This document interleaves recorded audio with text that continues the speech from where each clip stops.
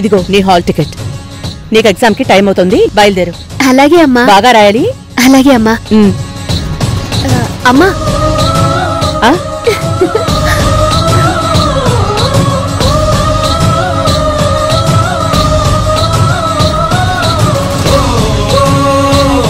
Exam బారాయి. అలాగే అమ్మా. సరే వెళ్ళరా.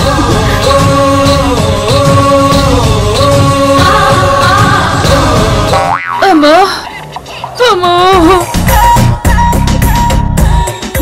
అయ్యో అమ్మో నా చెయ్యి. అమ్మో అమ్మో అమ్మా. ఏ పంకజం ఆపు, ఎందుకు ఏడుస్తున్నావు? ఇది చాలా అన్యాయం అమ్మగారు. మీరు హాల్ టికెట్ తీసుకొని వెళ్లారు, కావేరి అమ్మ నన్ను చితక్కొట్టారు. కావేరి నిన్ను కొట్టింది అందుకు కాదు, నువ్వు చేసిన ఓవర్ యాక్షన్ భరించలే కొట్టింది. అయినా నువ్వు తన మీద సీరియస్ అవడం ఏంటి పంకజం? అంటే ఆ రోజు అమ్మగారు ఇలానే కావేరి అమ్మగారి మీద అరిచారు కదా, అయితే నేను కూడా అలాగే అరిస్తే ఆగుతారని. ఆ ఫ్లవర్ వాస్ పగలగొట్టావా? నీకు అసలు బుద్ధుందా? రానమ్మ చేసిందని నువ్వు కూడా అదే పని చేస్తావా? తను కావేరికి అమ్మ, నువ్వు పని మనిషివి. నీకు తనకు తేడా లేదా? ఉందన్న విషయం నాకిప్పుడే అర్థమైంది అయ్యగారు. ఇలా రెచ్చిపోయి కొడుతుందని నేను అస్సలు అనుకోలేదు అయ్యగారు. రాణి, ఇంకాస్త చిత్తకబాదిన తర్వాత వెళ్తే సరిపోయేది. తర్వాత వచ్చుంటే నేను ఉండేదని కాదు అయ్యగారు, నా అస్థి పంజరం మాత్రమే ఉండేది అయ్యగారు. చూడు, కావేరి ఇప్పుడిప్పుడే ఆ హిస్టీరియా నుంచి బయటపడుతోంది. నువ్వు నీ తింగర పనులతో తన్ని రెచ్చగొట్టి మళ్ళీ ఆ స్టేజ్ లోకి తీసుకెళ్లకు. నేను చెప్తూనే ఉన్నాను మేడం, కానీ పంకజం వింటేనా? నన్ను ఇంజెక్షన్ రెడీ చేసుకోమని చెప్పి మరీ వెళ్ళింది. పంకజం, నీకిప్పుడే చెప్తున్నాను, కావేరి ఒంటి మీద ఇంకొక ఇంజెక్షన్ పడిందంటే అదే ఇంజెక్షన్ నీ ఒంటి మీద 10 పొడిపిస్తాను. వద్దమ్మా, అంత పని చేయకండి. పంకజం, ఈ 7 పంత నేను ఇచ్చే డబ్బుల గురించే కదా. ఈ నెల నుంచి నీకు డబ్బులు పెంచుతాను గాని ఇంకోసారి నువ్వు కావేరిని రెచ్చగొట్టే పనులు చెయ్యొద్దు. అలాగేనయ్య గారు. చూడు, నేను చేసిన ప్రతి పని నువ్వు చెయ్యాలని చూడుకో. నేను కావేరికి అమ్మని, అది గుర్తుపెట్టుకో. వెళ్ళు. అలాగేనమ్మా.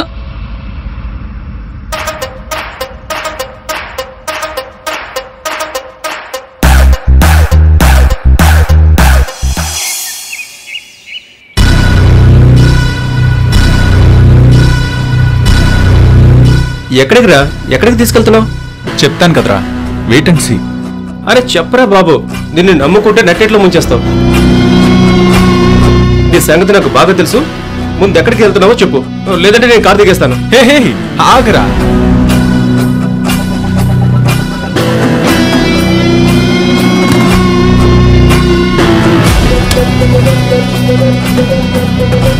ఇదేంట్రా ఎక్కడ ఆపావు? చెప్తాను కదా, దిగు. ఓకే.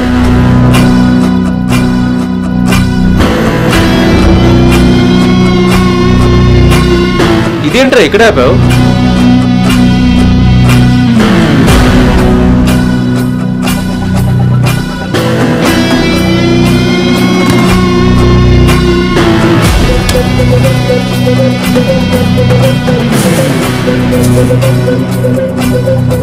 ఉన్నట్టుండి ఈ వేషం ఏంట్రా? నువ్వే చెప్పావు కదా, ఇది వేషమే. ఎందుకో తెలుసా? వర్ష కోసం.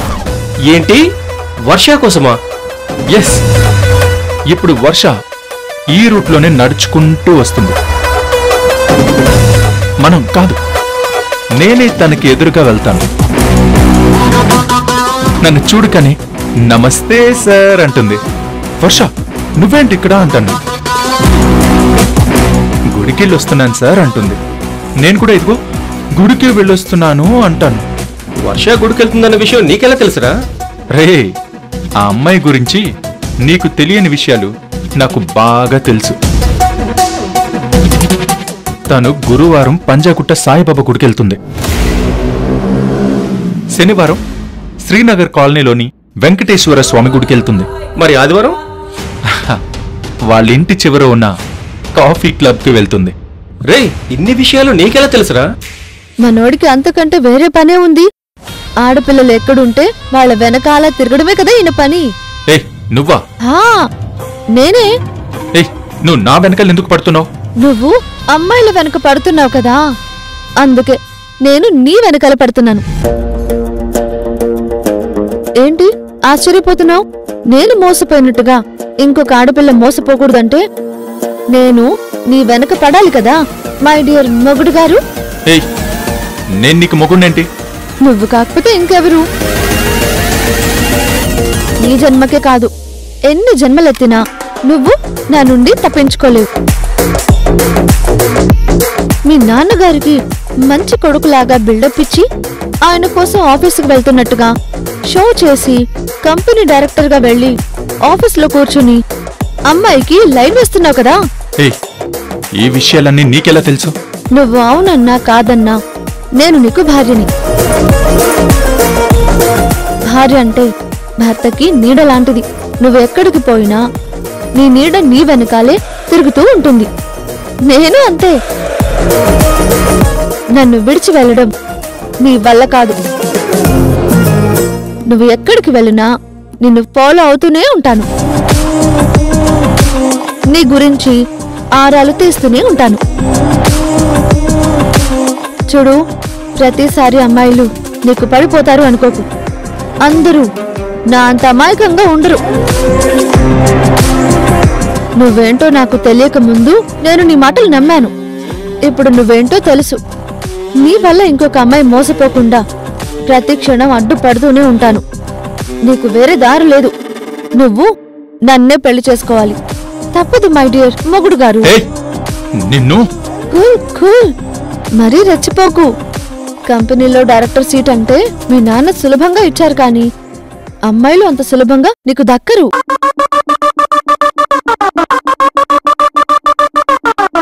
ఇప్పటికే చాలా పాపాలు చేశావు, ఇంకా పాపాలు మూట కట్టుకోవద్దు. ఎందుకంటే రేపు నువ్వు నన్ను పెళ్లి చేసుకుంటావు. భార్య అంటే భర్తలు సగం. అలాగే నీ పాపాల్లో కూడా మళ్ళీ నేను సగం పాలు పంచుకోవాల్సి వస్తుంది.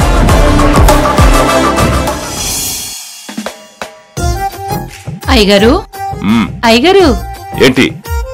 ఒకసారి ఆ పేపరు పక్కన పెట్టండి. దేనికి? ముందది పక్కన పెట్టండి.